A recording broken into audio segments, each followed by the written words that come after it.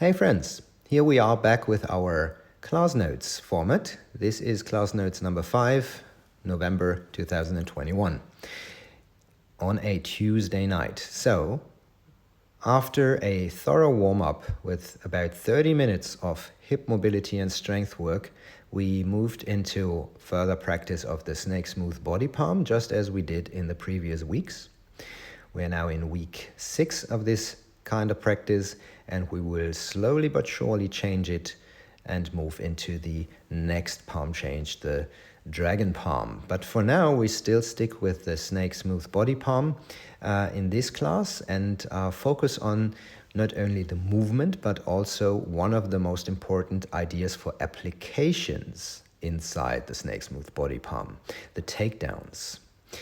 But for now, let's focus first on the movement here, practicing the small frame snake smooth body palm for those who just started Bagua with us, and practicing the bigger or the large frame snake smooth body palm for those who've been with us for a longer period of time. Circle walking is a great practice, of course, and in a classroom, well, we don't have too much time to practice the circle walking. This is something we basically focus on while practicing alone. Okay, so the next step was a small movement game, and I like this game a lot because it just loosens you up a little bit. It makes you get used to push and pull. It makes you get used to being moved around from your partner, and it leaves you the opportunity to decide if you want to be pushed and then move with the push like I do here, or if you want to add a little bit of resistance and feel how the resistance or the force actually moves through your body and how you can counter it.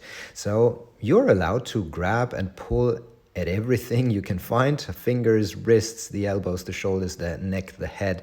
Just grab whatever you like and move it around and see how that influences the alignment of your partner, how you can influence the center of your partner, and how you can also move the spine into different planes of motion. Very interesting indeed if you spend enough time on it and you approach this with a very curious mindset. Well, this is not fighting or anything like that. It's just a playful exploration of your own and the body of your partner.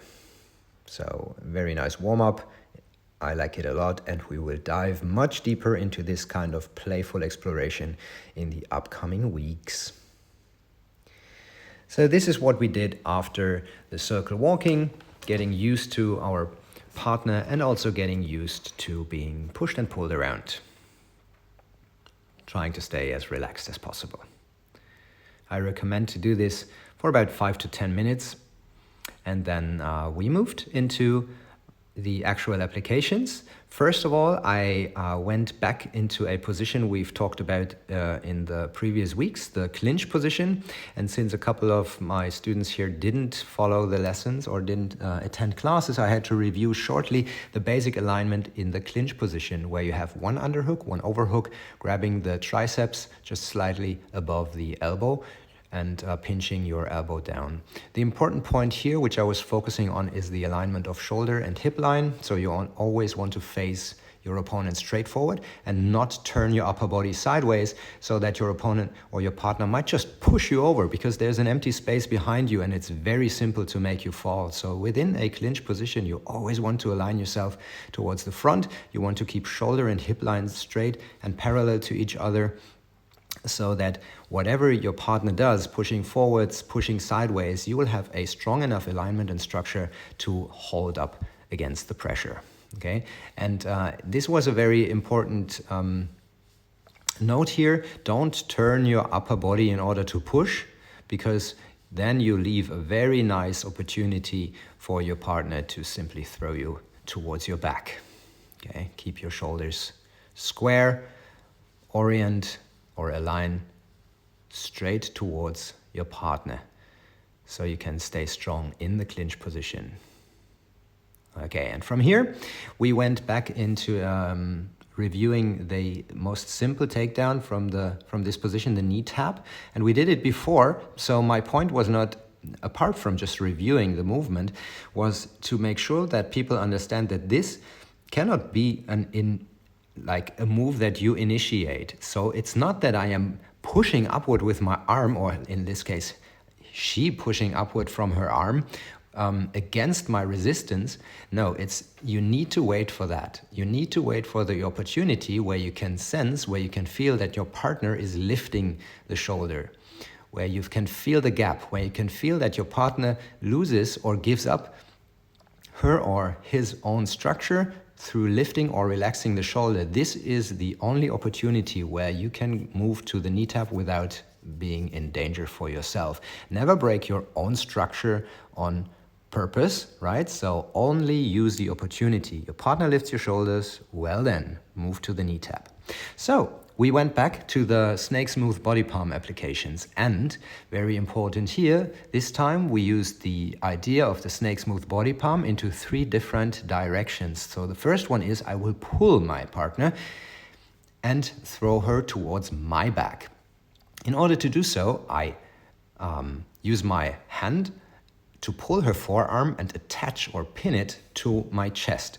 So since we are now connected, I can move my own body, and through moving my own body, she has no chance but to follow my motion. Then I block her leg from stepping, and so she falls into the open space I create through stepping backwards. Again, I lower my center of gravity, I pull my body backwards, I shift my weight to the back leg, and only then I rotate my upper body, I block her leg, and so she falls.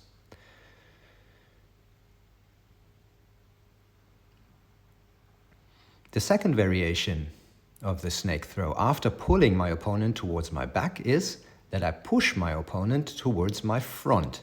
Therefore, I grab with the opposite hand, I rotate her elbow and pinch her hand with my shoulder and head so she can't free her hand easily. Then I block her hip and I use my shoulder to push down and forward. Again, it's manipulating the spine first through grabbing the elbow, turning it, therefore rotating her spine before I block her hip, move forward and downward, and press down with my shoulder. This is the snake smooth body palm applied to the front of myself.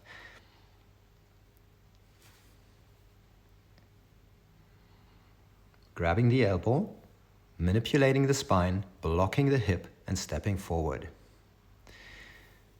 One more time.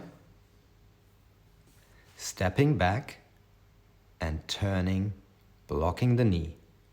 If I do the movement for myself, I lower my center, I shift my weight, and only then I turn my body. 3 directions combined. This will make her fall.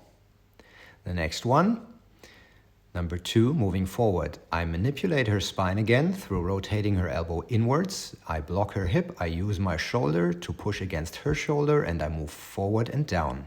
You can also step on the foot, of course, but be careful with it.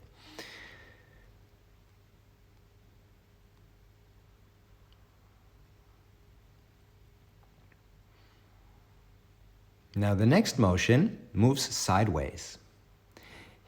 Here, with my right foot standing in front, I move my right foot back in order to make her body move or lean forward. Then I step sideways, block her knee again, and so she falls into the open space I created for her. Again, we need to make her body move first before we can change the direction. So through stepping back, let's say I have my right foot in front here. Through stepping back, I pull her body. Her weight shifts forward to the balls of her feet. Then, and only then, I move sideways and rotate to make her fall into the open space I created for her. So we have 3 directions: pulling backwards,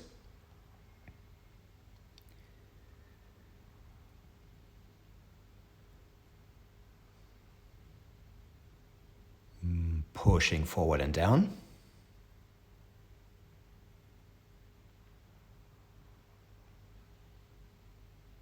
and stepping back and moving sideways.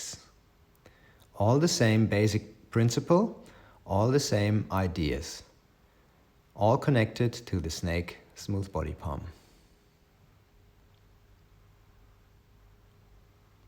This was class notes number 5.